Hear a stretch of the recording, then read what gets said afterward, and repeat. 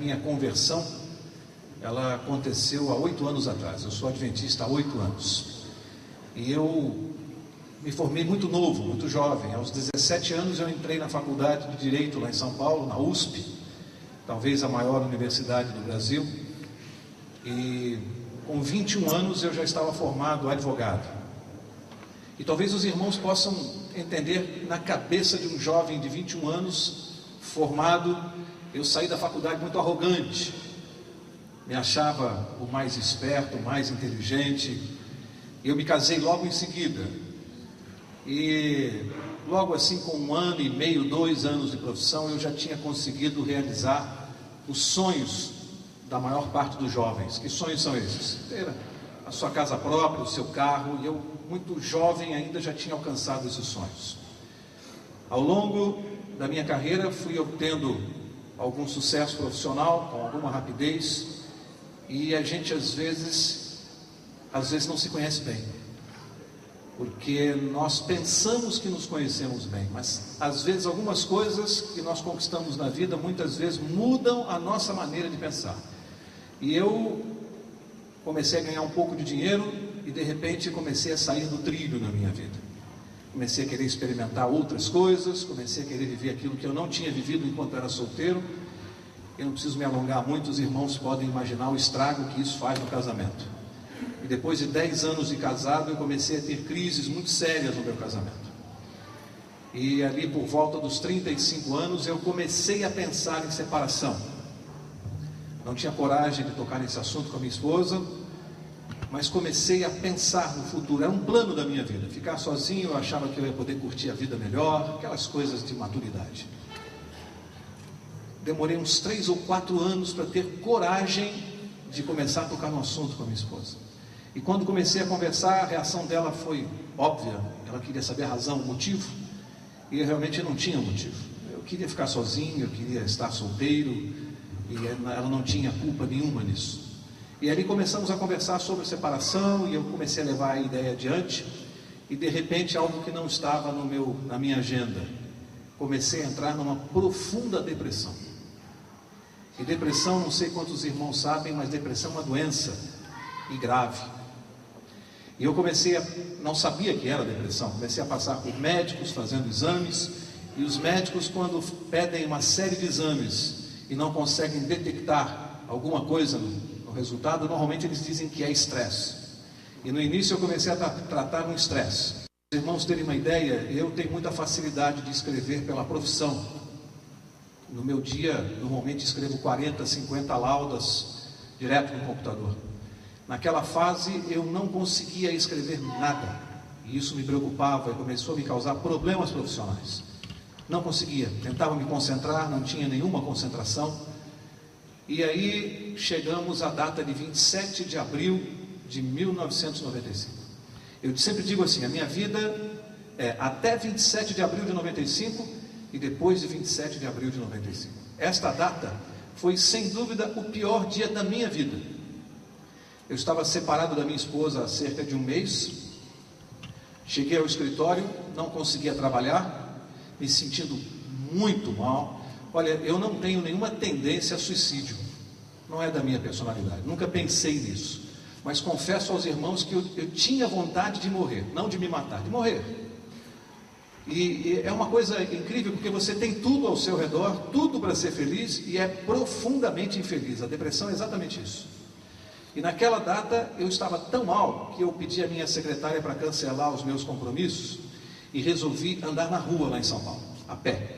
Comecei a fazer uma revisão da minha vida e fui andando, caminhei aproximadamente uns 6 quilômetros a pé e cheguei no Fórum Central da cidade, onde eu tenho o hábito de ir.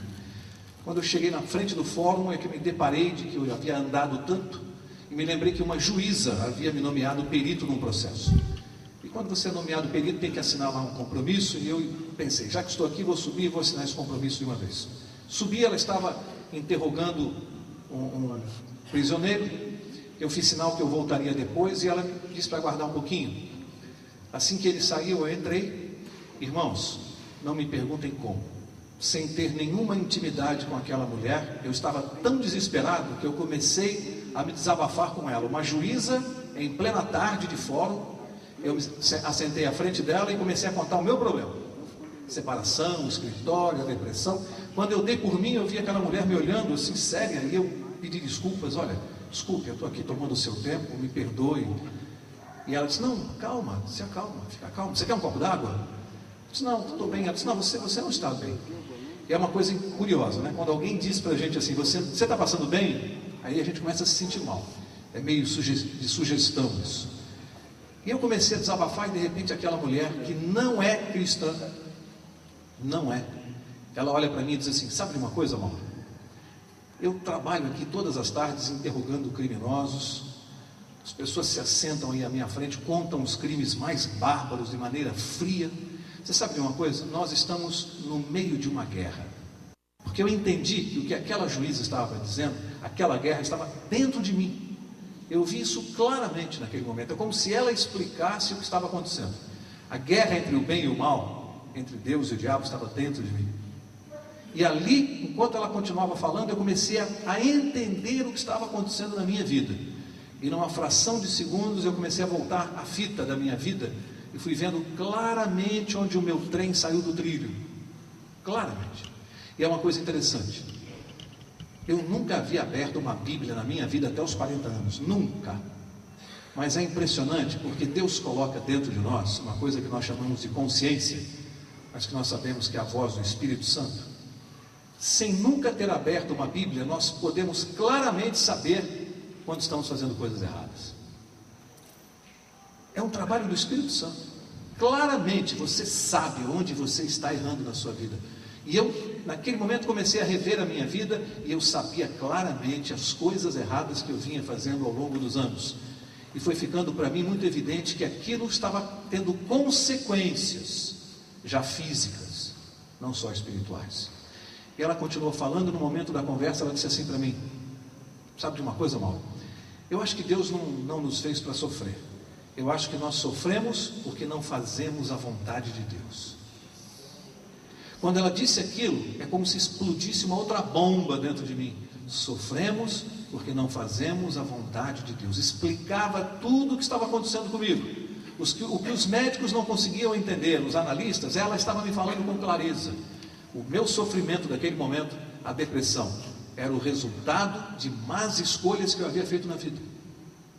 Não sei se os irmãos conseguem entender como aquilo foi ficando claro na minha cabeça. Numa conversa de 10 minutos, é como se Deus tivesse usado aquela mulher e usou mesmo para falar comigo.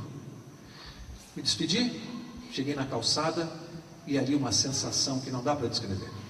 Aos quase 40 anos de idade, eu não sabia qual era o próximo passo. Eu não sabia se eu andava para a direita, para a esquerda, para trás. O que eu ia fazer da minha vida? Eu não sabia. Eu não sabia se eu devia voltar para casa, para minha mulher, se eu ficava sozinho, se eu ia para o escritório. Não sei se os irmãos têm ideia do que é sentir isso. Qual o próximo passo na vida? E ali, parado naquela correria do centro de São Paulo, por alguns minutos eu fiquei parado ali, as pessoas passando, esbarrando em mim, e eu comecei a decidir a minha vida ali. E começou a ficar claro que eu precisava voltar para casa e conversar com a minha esposa. Eu fiz isso às 3 horas da tarde. Fui embora para casa. Cheguei em casa, já não tinha mais a chave, toquei a campainha, minha esposa atendeu, olho inchado de quem estava chorando há uma semana. Ela me recebeu na porta e disse assim, o que você quer? Eu disse, eu quero conversar com você. E ela disse, Mauro, por favor, vá embora, você já me magoou demais. Ou você se abre comigo, ou nós não temos mais o que conversar. Eu entrei e comecei a tentar descrever o que estava acontecendo comigo. Logicamente, poupando a minha esposa de muitos detalhes ao longo dos anos, porque isso só magoa. Mas ela é uma mulher inteligente e foi capaz de entender o que estava acontecendo. E ali nós tivemos uma conversa muito séria, e depois de conversarmos, eu disse que eu queria voltar para casa. E eu estava convicto que era o que eu queria mesmo. E naquele momento a minha mulher olhou para mim e me fez uma pergunta que qualquer mulher faria numa situação como essa. Ela me disse assim, por quem você quer voltar para casa? Pelo Paulinho e pelo Beto? Ou por mim? Irmãos, deu 8 da noite, 9, 10, 11, eu estava com o cotovelo na janela, a ponto de, no dia seguinte eu estava com 2 manchas roxas no cotovelo. de tanto tempo que eu fiquei ali apoiado, pensando na vida. Passei pelo corredor e vi meu filho, que naquela altura, tempo ele tinha 8 anos de idade, Paulinho. E ali Deus tinha uma lição para mim. Quando eu vi o meu filho dormindo ali na cama, eu entendi que é impossível para um ser humano normal tentar ser feliz abandonando um filho. É impossível. Isso é um sentimento que Deus colocou no nosso coração, que quem tenta lutar contra isso vai ser profundamente infeliz. E ali eu comecei a entender a razão de todo o sofrimento que eu vinha passando, quer dizer, lutando contra as coisas de Deus, lutando contra tudo aquilo que Deus colocou como projeto para a nossa vida. Eu estava remando contra a maré. Passei pelo quarto, vi minha esposa dormindo. Outra lição: eu acho que fazia uns 10 anos que eu não olhava para minha mulher direito. Naquela madrugada eu fiquei olhando para minha esposa, dormindo. E ali naquela madrugada de 27 de abril de 95, eu resolvi fazer uma coisa que há muito tempo eu não fazia. Eu resolvi conversar com Deus. Sabem como quem não está acostumado, quem não sabe como fazer isso? Eu fechei os olhos ali no escuro e comecei a falar com Deus na minha mente. O que nós sabemos que hoje é uma oração, mas naquela época eu não sabia. Para mim, onde está Deus? Como se fala com Deus? E você, quando está desesperado e você quer buscar a Deus, você pode não saber como fazer isso, mas eu aprendi uma coisa: basta você clamar que Deus vem até você. E naquela madrugada ali, Deus, Jesus Cristo, com certeza veio até a minha mente, porque depois daquela noite de angústia eu comecei a sentir alguma coisa diferente. E naquela madrugada eu fiz um trato com Deus. Na madrugada de 27 de abril de 95, eu prometi a Deus que se Ele tirasse de mim o que eu estava sentindo, aquela angústia, aquela depressão, se Ele tirasse de mim, eu prometi que eu o serviria para o resto da minha vida. No dia seguinte, eu trouxe as minhas coisas de volta para casa, fui ao escritório, comecei a trabalhar, e aqui é uma coisa curiosa que hoje me ajuda muito quando eu dou estudos bíblicos. Eu aprendi uma coisa importante: a maior parte das pessoas que estão perdidas aí fora, muitos são sinceros e querem buscar a Deus, apenas não sabem como fazer, por onde começar. Os irmãos já pensaram nisso? Onde está Deus para quem não conhece a verdade? Tantas igrejas oferecendo Deus, tantos centros espíritas oferecendo um Deus de cura, de milagres. Quantas religiões oferecem Deus? E a pessoa sincera, onde vai buscar? Eu quero dizer aos irmãos que naquele dia eu cheguei no dia seguinte ao escritório com a vontade de buscar Deus, sincera vontade. E comecei a pensar: o que eu vou fazer? Vou entrar em alguma igreja? E eu comecei a fazer o seguinte: cada dia da semana eu parava de trabalhar às 3 da tarde, andava por São Paulo e entrava nas igrejas. Entrei em diversas igrejas evangélicas. Entrava, sentava no fundo, assistia lá o culto de tarde, no final da tarde, ouvia aquilo e achava estranho, porque não me dizia nada. Não vou citar denominações porque não é importante, mas entrei em várias. E depois de uns 10 dias de peregrinação por igrejas, não conseguia sentir nada de diferente. Eu me lembrei de um amigo de infância, de quem eu me afastei, exatamente porque ele se transformou em pastor. Ele não fez teologia, é de uma outra denominação. Ele era pastor e eu achava ele muito chato, o Rodolfo, porque todas as últimas vezes que ele se encontrou comigo, ele só sabia falar de Jesus, com Bíblia debaixo do braço, e eu não queria saber de Jesus. Só que, quando eu resolvi buscar a Deus com sinceridade, logo que eu não encontrei nas igrejas, foi a primeira pessoa que veio à minha mente, foi o Rodolfo. Lição para nós: se tem alguém que te acha chato na sua família, se alguém acha que você é muito chato por insistir em falar de Jesus, eu quero dizer a você que essa pessoa, em determinado dia da vida, quando quiser buscar a Deus com sinceridade, você será a primeira pessoa de quem ela vai se lembrar, com certeza. E eu me lembrei do Rodolfo. Não falava com ele há uns 10 anos. Peguei a minha agenda, tinha lá o telefone, era da residência, tentei, meio da tarde, quem atende o telefone? O próprio Rodolfo. Depois daquelas coisas de amigos que não se veem há muitos anos, não se falam, depois daqueles preâmbulos, eu entrei na conversa e falei: Rodolfo, eu estou vivendo uma fase complicada da minha vida e eu queria encontrar aí uma igreja, onde é que se compra uma Bíblia? Perguntei para ele. Para vocês terem ideia da imagem que ele fazia de mim, ele começou a rir do outro lado da linha e falou assim: Maurão, você fica 10 anos sem falar comigo, ainda liga para me gozar. A ideia que ele fazia. Depois de alguns minutos, ele percebeu que era sério, e aí ele levou a sério. E ele disse assim: o que você está fazendo agora? Eu falei: estou aqui no escritório, mas eu estou perturbado, eu preciso. Ele falou: então eu vou para aí já. Ele mora em Guarulhos, é um outro município, pegou o carro e veio. Foi a primeira pessoa que abriu uma Bíblia para mim, Rodolfo. Leu alguns versos, falou um pouco de Jesus para mim, e aí ele me disse assim: olha, se você quiser, eu posso vir uma vez por semana e a gente pode sentar e ler a Bíblia junto. E eu estava tão angustiado que eu disse: por que uma vez por semana? Você não tem mais tempo aí, mais horário? Ele falou: eu tenho. Por quê? Eu falei: se você puder vir todo dia. Irmãos, todos os dias, no fim da tarde eu parava de trabalhar por volta de 5 horas e o Rodolfo vinha e me dava os estudos bíblicos do jeito dele, da maneira dele, com o conhecimento que ele tem. E assim eu comecei a ter estudos bíblicos, a minha esposa também com ele. E depois de uns 10 dias ele me convidou para ir à igreja da denominação dele, só que do meu bairro. Fui lá à noite, no domingo à noite, ao culto. Após o culto ele me apresentou o pastor daquela igreja, e o pastor da igreja disse assim: eu gostaria que o casal viesse aqui no próximo domingo, para que eu possa então batizá-los.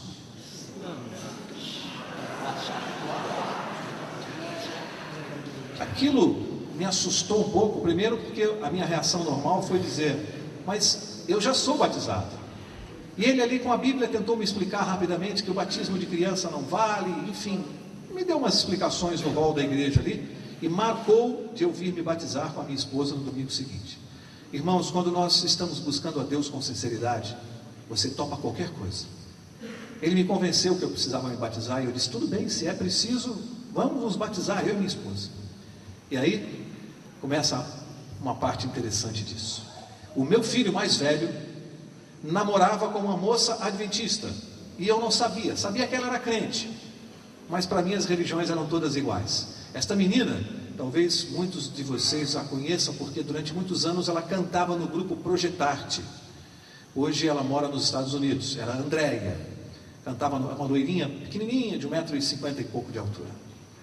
Quando o meu filho contou para ela que eu havia ido a uma igreja evangélica com a mãe dele, e que o pastor havia dito que nós íamos nos batizar, meu filho estava achando isso muito bom. E a menina, logicamente, uma adventista, estranhou e disse que queria falar comigo. E eu nunca vou me esquecer quando aquela baixinha veio falar comigo tremendo e disse assim: seu Mauro, eu fiquei tão feliz de saber que o senhor está buscando Jesus, que alegria no meu coração, eu sou evangélico, eu sou adventista, enfim, me falou e disse assim: mas eu gostaria muito, se o senhor aceitar, que uma pessoa da minha igreja viesse aqui à sua casa para dar alguns estudos bíblicos para o senhor. E eu disse: não, tudo bem, mas eu já estou tendo estudos bíblicos há alguns dias já com o Rodolfo. E ela, sem magoar, ela disse assim: não, eu sei, é muito bom, mas eu gostaria tanto que o senhor conhecesse esse irmão da minha igreja. Ele conhece tanto a Bíblia, o senhor vai ver que coisa impressionante. Eu vi que a menina estava sendo sincera, e eu realmente estava buscando informação. Eu disse para ela: ah, tá bom, não tem problema não, com o maior prazer. Ela disse: olha, ele é muito ocupado, porque ele dá muitos estudos bíblicos, e é verdade. Eu vou ver com ele o dia que ele pode, porque o ideal é que ele dê estudo para o senhor sempre no mesmo dia e na mesma hora. Eu vou ver com ele, posso ver? Eu disse: pode ver sim. Ela foi, olha o que essa pequenininha aprontou.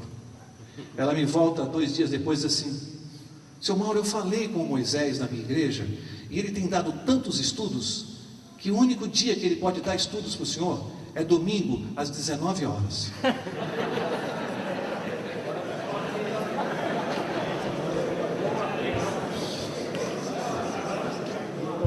Aí eu disse para ela: Andréia, mas domingo às 19 horas, eu não posso, porque eu tenho lá marcado o batismo.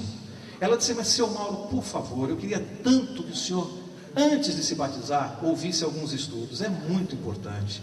Não vai atrapalhar nada se o senhor postergar essa decisão mais um domingo ou 2, mas é muito importante, eu gostaria que o senhor tivesse alguns estudos com ele. Eu falei: mas Andréia, o pastor e o Rodolfo marcaram a cerimônia, como é que eu vou ligar para ele e vou dizer que eu não vou me batizar? Ela disse: diga a verdade, diga que o senhor quer estudar um pouquinho mais a Bíblia, eles vão entender isso, é normal. Bem, ela saiu, passo a mão no telefone e ligo para o meu amigo Rodolfo. Rodolfo, olha, contei a história. Terminei, ele disse assim: pelo amor de Deus, Mauro, adventista não. Eles vão começar com aquele negócio de sábado, não sei o que. Eu falei: o que sábado? Ele falou: um negócio aí que os adventistas têm mania. Eu falei: mas que negócio de sábado? É coisa de adventista, sábado, e não come carne de porco, e não pode usar joia. E aí, eu falei: Rodolfo, mas ele já é namorada do meu filho, a menina é tão simpática. E no fundo, a ideia de atrasar um pouco o batismo me agradava. Falei: bom, deixa eu empurrar isso um pouco para frente, que isso é estranho. Então, ela me deu um gancho para eu poder dizer para ele: não, pera um pouquinho, se não fizermos agora, nós podemos fazer no outro ou no outro. Enfim, depois de ficar bastante chateado, ele teve que concordar. Domingo, 19 horas em ponto, toca o interfone do meu prédio. E ali Deus tinha uma lição importante para mim. Porque, de repente, eu abro a porta, quem eu vejo? Ela, acompanhada de um senhor negro, muito humilde, dava para perceber, muito humilde mesmo. Domingo à noite, na minha casa, de terno, gravata e Bíblia debaixo do braço. Aquele crentão. Assim como eu hoje, né? Assim como eu hoje. Mas me chocou aquela visão, porque o Rodolfo vinha me dar estudos à vontade, calça jeans, e de repente aquele homem de terno, gravata, Bíblia, quer dizer, aquela imagem de crente que já me deixou uma sensação estranha. Muito educado, entrou, conversamos um pouco, a Andréia fez as apresentações, e ele disse assim: irmão, o senhor permite que nos ajoelhemos aqui na sala da sua casa para fazermos uma oração? Porque nós vamos abrir a palavra de Deus, e sem a presença do Espírito Santo, não tem como nós entendermos. E aquilo me causou uma sensação assim muito reverente, né? Muito sério. E nos ajoelhamos, ele fez uma oração, e aí abriu a Bíblia e me deu o primeiro estudo bíblico sobre a volta de Jesus. Amém. Os irmãos sabem o que é falar da volta de Jesus para alguém? Só que o que me impressionou, mais do que saber que Jesus ia voltar, porque até os 40 anos de idade, nunca na minha vida eu ouvi dizer que Jesus ia voltar.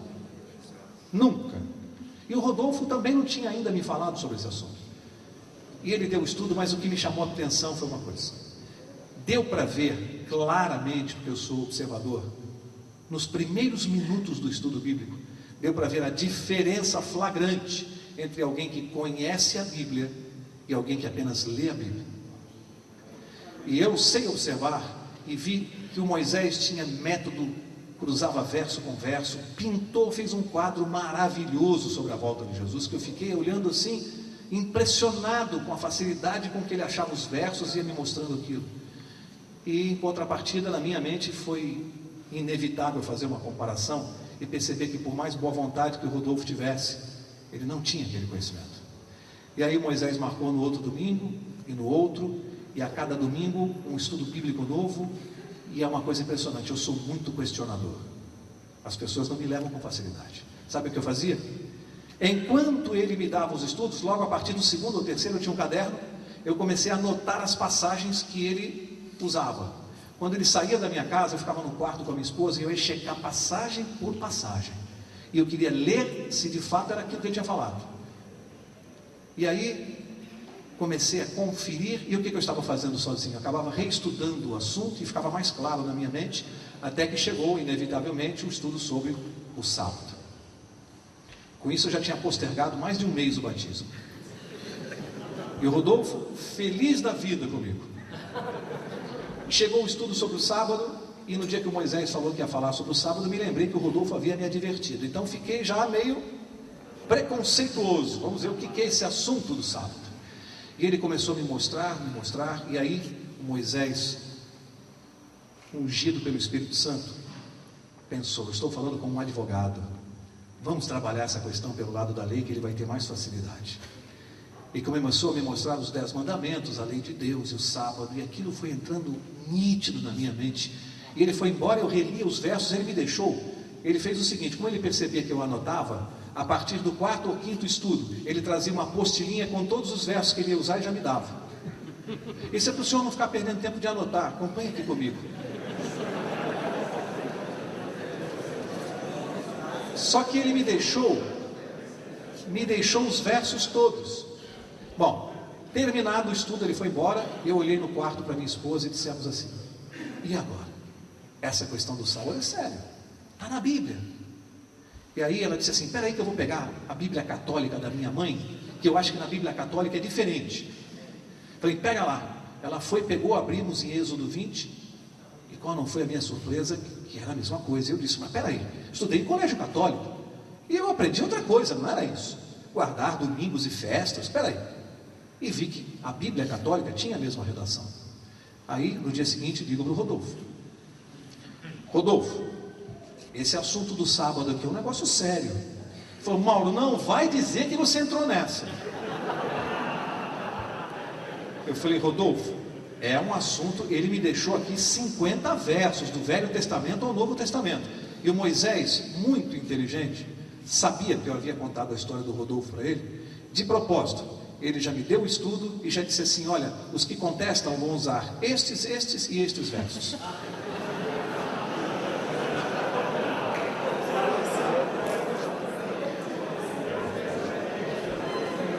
Eu fiquei quieto, não falei nada para o Rodolfo. Vamos ver se é isso mesmo. Aí o Rodolfo me disse assim: Mauro, eu vou te dar um estudo bíblico para mostrar que isso é uma besteira. Falei: por favor, Rodolfo, vamos estudar. Não, me dá aí uma semana para eu preparar. Falei: uma semana? Pô, a facilidade com que o Moisés dava esses estudos, ele me pediu uma semana aqui, não estranhei. Bom, marcamos. Depois de uma semana ele marcou comigo no escritório. Para os irmãos imaginarem como eu estava aflito com esse assunto, eu mandei cancelar os compromissos da tarde, falei para a secretária não passar nenhuma ligação. Ele chegou, sentou, abriu a Bíblia e começou a me dar o estudo. Depois de uns 15 minutos eu interrompi e falei: Rodolfo, até agora você está me mostrando vários versos aí, mas o sábado, eu tenho 50 versos aqui. Você está falando Jesus, justificação pela fé, a graça, mas eu quero saber do sábado. E o Moisés já havia me dito que ele caminharia por aí. Romanos, Gálatas, e os versos estavam todos comigo, e de fato ele começou. Cada vez que ele revisava aqueles versos, eu dizia: não é que o Moisés tinha razão? Não é que o argumento é esse mesmo? Na segunda vez que eu interrompi, que eu disse: Rodolfo, espera um pouquinho, você está saindo do assunto. O Moisés me dá estudo. Ele falou assim: para de falar de Moisés, Mauro. Eu falei: Rodolfo, me permite. O Moisés me dá estudo, e ele me deu aqui 50 versos, falando do sábado, claramente. Eu sei ler, Rodolfo. E você está me mostrando um monte de versos que falam de tudo, menos que o sábado foi abolido, Rodolfo. Não menospreze a minha inteligência. Além do que, Rodolfo? Veja, eu sou advogado. 10 mandamentos, eu posso não entender nada de Bíblia, mas no meu raciocínio como advogado, os 10 mandamentos são mais ou menos como a Constituição Federal de Deus. E você quer me provar que por uma lei ordinária ou por uma portaria, Deus revogou a Constituição Federal?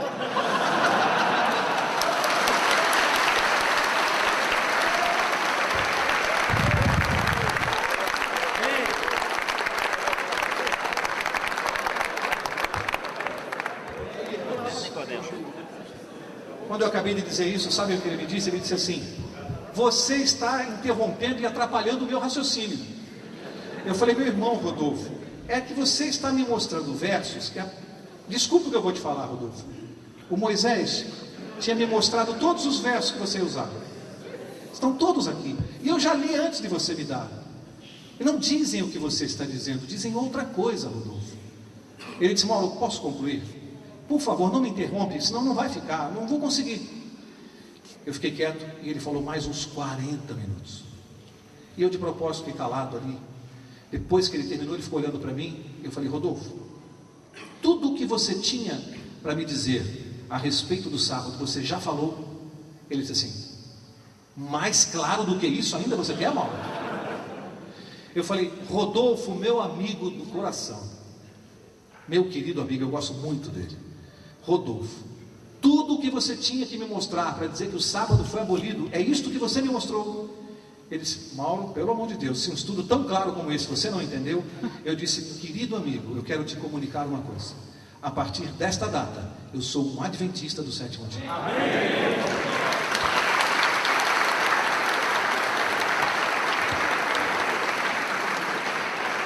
E aí, eu fiz um desafio com ele. Eu disse: Rodolfo, você me permite fazer uma coisa? Eu não entendo nada de Bíblia, Rodolfo, nada. Mas eu te ouvi 1h30. Deixa eu mostrar esses versos para você que estão aqui. Ele disse assim: mas Mauro, eu já conheço. Eu falei: mas parece que não. Deixa eu te mostrar esses versos. E ali, com muita dificuldade, eu fui abrindo em cada livro da Bíblia, porque eu demorava a achar os livros de Êxodo, enfim. Fui achando um por um dos versos e fui mostrando os versos para ele. E eu disse: Rodolfo, faz o seguinte, eu tirei uma xerox, leva para casa.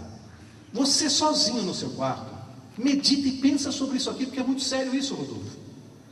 Eu estou totalmente convencido de que isso aqui é verdade. E é muito sério isso aqui, Rodolfo. E aí disse uma coisa para ele, falei outra coisa que me chamou a atenção.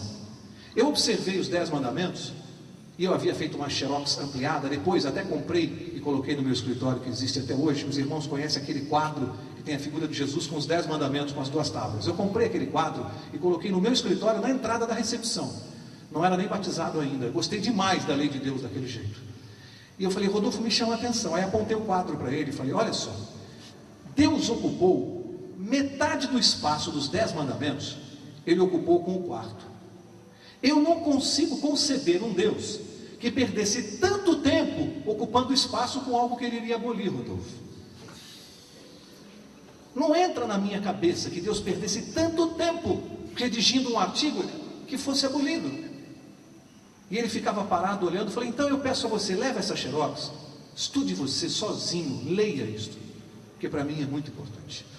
Moisés continuou me dando estudos, mas aconteceu uma coisa interessante que eu quero contar para os irmãos, porque isso mexeu muito com a minha vida hoje como ancião de igreja. Lição que eu aprendi: todos os domingos às 19 horas em ponto tocava um interfone, e era Moisés. Não tocava 5 para as 7, nem 7h05, tocava 7 horas em ponto. Lá vinha ele, terno, gravata e Bíblia. E eu comecei a estranhar aquilo. Falei: não é possível, mas é em ponto. Esse homem não atrasa nunca. Interfonei, falei com o porteiro do meu prédio, disse assim: aquele senhor que vem todos os domingos na minha casa. O porteiro disse assim: ah, o da Bíblia? Eu falei: é. Ele disse: ele me deu um livro muito bonito que eu estou lendo. Já tinha dado o caminho a Cristo para o porteiro. Esse é Moisés. Esse é Moisés. Aí eu perguntei: é porque eu estranho, todos os domingos em ponto ele está aqui. Ele disse assim: ah, é assim mesmo. Ele chega meia hora, 1 hora antes, e ele fica no carro aqui na porta do prédio lendo a Bíblia. Um domingo caiu uma chuva em São Paulo, daquelas que vocês veem na televisão, que alaga a cidade toda. E ele havia deixado um telefone, e disse assim: o dia que o senhor não puder, por algum imprevisto, o senhor pode me telefonar. O dia que o senhor não puder, porque eu sempre posso. E naquele domingo estava chovendo muito forte à tarde, alagou a cidade, e eu falei para minha esposa: deixa eu ligar para o Moisés, para ele não vir, porque ele vai se arriscar de vir até minha casa chovendo do jeito que está. Liguei, eram umas 2 horas da tarde, atende uma senhora, e eu disse: eu gostaria de falar com o Moisés. Ela disse assim: ele já foi para São Paulo.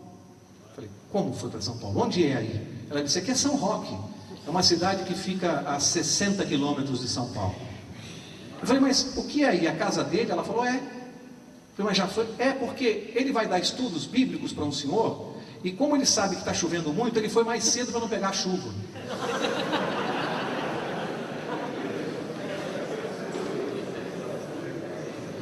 Este foi o homem que Deus escolheu para colocar na minha vida. Sabe, irmãos, eu quero dizer uma coisa para os irmãos. Eu tenho certeza que Deus tem um exército aqui na terra. Tem soldados, cabos, tenentes, capitães, coronéis. Eu não tenho dúvida do que eu vou dizer aos irmãos. Moisés é um dos generais. Deus escolheu um homem muito forte no Espírito Santo, um homem de Deus, porque ele sabia que eu sou teimoso e difícil. E eu me sinto feliz quando eu lembro disso, porque eu sei que Paulo era tão importante para Deus, e longe de mim me comparar, só quero usar a ilustração que veio o próprio Jesus. E no meu caso, Deus precisou mandar um general, porque eu era muito teimoso e muito difícil, e precisava ser uma pessoa como ele, com muito poder, muita oração, muita dedicação, para que eu pudesse entender claramente os estudos daquele homem. Enfim, me batizei. Dia 26 de agosto de 1995, eu e minha esposa nos batizamos na Igreja Adventista do Belém, lá em São Paulo. Cerca de uns 4 meses depois, o Rodolfo foi assistir o meu batismo na Igreja Adventista, porque eu disse a ele que se ele não fosse assistir, eu ia ficar muito chateado com ele, e ele foi assistir. Eu nunca vou me esquecer que ele foi a primeira pessoa a abrir uma Bíblia para mim, jamais vou me esquecer disso. Deus o usou também, dentro das limitações dele. Nos batizamos, e aí o Moisés me convida para ir assistir um sermão dele na igreja, na clínica de São Roque. O Moisés Silva, ele é ancião da clínica de São Roque, lá em São Paulo. Me convidou para assistir e em seguida almoçarmos na casa dele. Eu fui com a minha esposa, assisti o sermão dele e fomos até a casa dele em São Roque. Irmãos, poucas vezes na minha vida eu entrei num lar tão pobre. E Deus tinha uma lição muito importante para mim, porque havia uma mesa no centro da sala, um sofá e 2 cadeiras apenas. E aquele homem, com todo carinho com a esposa, serviu o almoço para nós. Como não havia cadeira para todos, ele arrastou a mesa até o sofá, para que nós pudéssemos nos sentar. E ali eu descobri que a gasolina que ele colocava naquele Monza 86, com o para-choque amarrado, a gasolina, talvez faltasse muita coisa na casa dele. Às vezes eu tenho um pouco de dificuldade de falar do Moisés, porque esse homem não precisa abrir a Bíblia para ninguém. É só ver a vida dele e o que ele faz, que a gente percebe que o poder que tem no estudo dele. E Deus me deu lições através dele. Foi quebrando preconceitos, arrogâncias, orgulhos. Eu descobri que aquele homem é um gigante, muito maior do que eu. E ele estava dentro do tanque batismal junto comigo na igreja do Belém. E a partir dali, eu comecei a me preocupar em levar a verdade para a minha família. Agora, eu já contei a segunda parte do testemunho, que é como é que eu conheci a igreja adventista, agora a terceira parte. Meu pai é católico, era católico, meu pai e minha mãe, desde que eu nasci. E meu pai tem uma característica, ele é um homem muito culto, ele tem 5 diplomas universitários, muito culto. Dentre um deles, meu pai é professor de português, e eu estudei no colégio, nos livros de português editados pelo meu pai.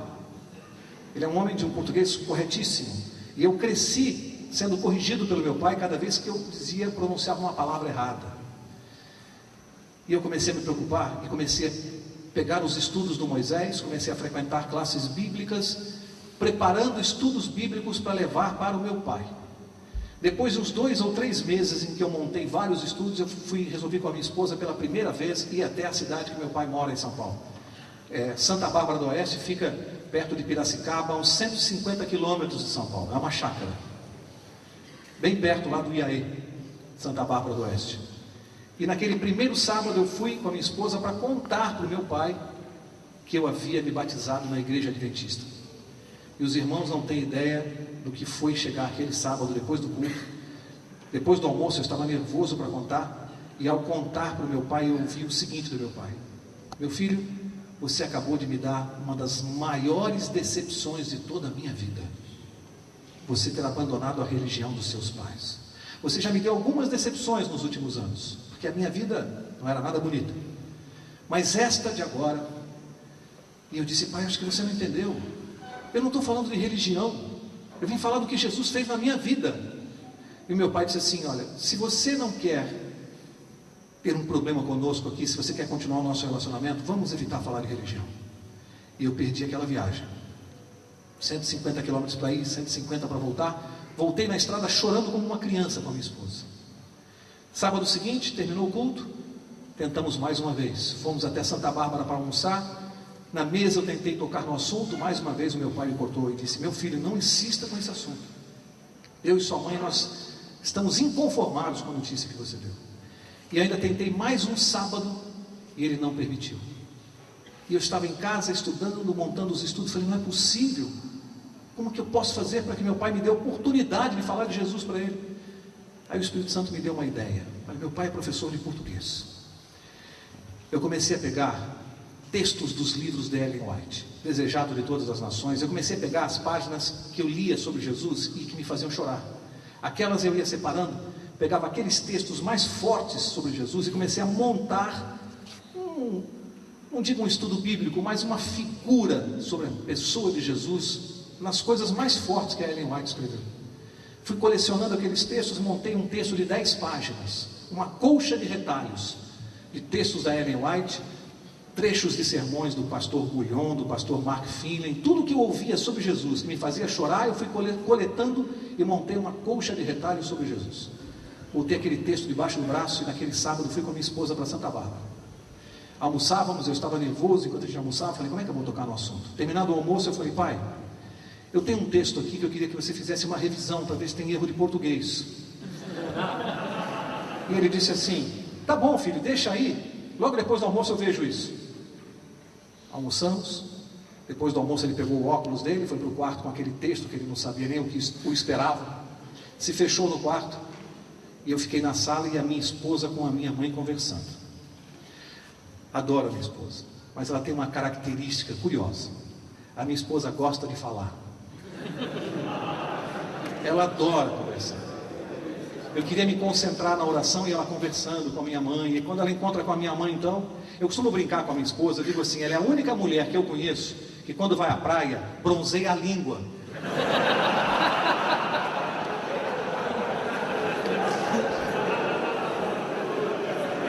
Ela adora conversar. Adoro. Olha aqui, eu já fiquei 5 dias sem falar com ela, só para não interrompê-la. E eu estava nervoso, porque eu queria orar. E ela continuava conversando com a minha mãe, alegre, e eu nervoso ali. E o tempo foi passando e meu pai no quarto. Irmãos, depois de 1 hora e meia, ele abre a porta do quarto, vem para a sala. Meu pai é muito duro, mas ele não conseguiu esconder que os olhos estavam vermelhos. Ele tinha chorado no quarto. Eu conheço meu pai, deve ter ficado uns 15 minutos esperando secar, para não me mostrar. Mas o texto era muito forte. E ele chorou. Aí sentou, olhou para mim e falou assim, erros de português, né?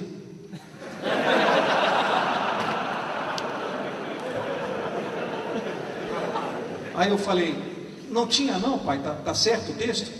Ele falou assim, certíssimo. Ainda pensei, poxa vida, Ellen White escreve direito, né? E ali, ele me deu abertura para começar a conversar. E ali eu dei o meu testemunho para o meu pai. Contei o que vinha acontecendo, contei isso que eu contei para os irmãos. Na mesa ele me ouviu juntamente com a minha mãe. Choraram muito, porque eles entenderam que havia uma transformação de vida. E mais do que eu pudesse falar para eles, a minha esposa estava do lado, confirmando, e ela dizia assim, o senhor não está entendendo? Aconteceu um milagre na vida do seu filho, o senhor está triste? E meu pai chorou muito.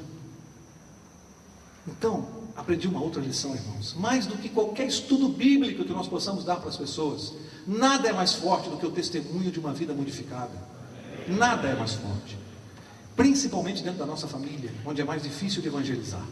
E ali, aos poucos, a cada sábado, eu trazia um pequeno estudo e conversava com meu pai.